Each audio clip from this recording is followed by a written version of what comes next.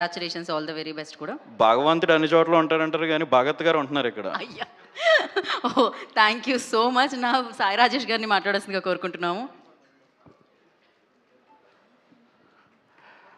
ఆహ్, ఇది మా అందరికి చాలా దగ్గరైన అంటే మా మా సినిమాలు పబ్లిసిటీ బ్యాక్‌బోన్ అయిన హౌస్‌ఫుల్ టీమ్ ప్రొడ్యూస్ చేస్తున్న ఫిల్మ్ ఇది. అంటే తెలుగుకి రిలీజ్ చేస్తున్నారు వాళ్ళు.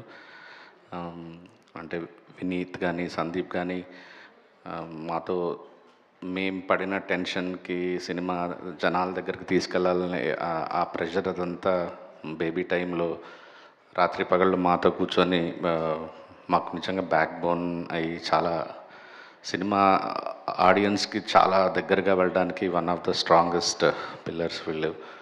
సో వాళ్ళు ఫస్ట్ టైం ఒక కంటెంట్ని నమ్మి ఈ సినిమా రిలీజ్ చేస్తున్నారని నాకు ఎందుకో కొద్దిగా భయంగా ఉంది. అంటే నేను ఎప్పుడు అసలు బిజీ వల్ల అసలు నాకు తెలియదు ఈ సినిమా తమిళ్లో హిట్ అయిందని తెలియదు, దీని డీటెయిల్స్ ఏం తెలియదు. అరే వీళ్ళు కొనేశారు అంటే ఇప్పుడున్న మార్కెట్ సిచ్యువేషన్కి ఏమవుతుంది అనుకుంటే నాకు వస్తున్న దగ్గర నుంచి షాకులు తగులుతున్నాయి. ఏదో ట్విట్టర్ ఓపెన్ చేశాను, తమిళ్లో ఇది బ్లాక్ బస్టర్ సినిమా అరే మనోళ్ళు కొనిందే కదా అనుకున్నాను. ఇక్కడికి వచ్చి కూర్చున్న తర్వాత కెన్ అసలు షాకుల మీద షాకులు, అరే తినా కెన్, ఓ తినా కెన్ ఇట్లాగా.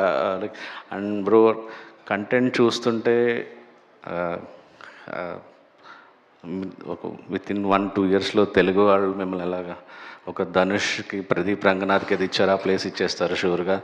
అండ్ అమేజింగ్ ఉన్న మ్యూజిక్ కానీ, జీ ప్రకాష్ గారి మ్యూజిక్ కానీ, అసలు విజువల్స్ కానీ ఎవ్రీథింగ్ చాలా కనెక్ట్ అయింది.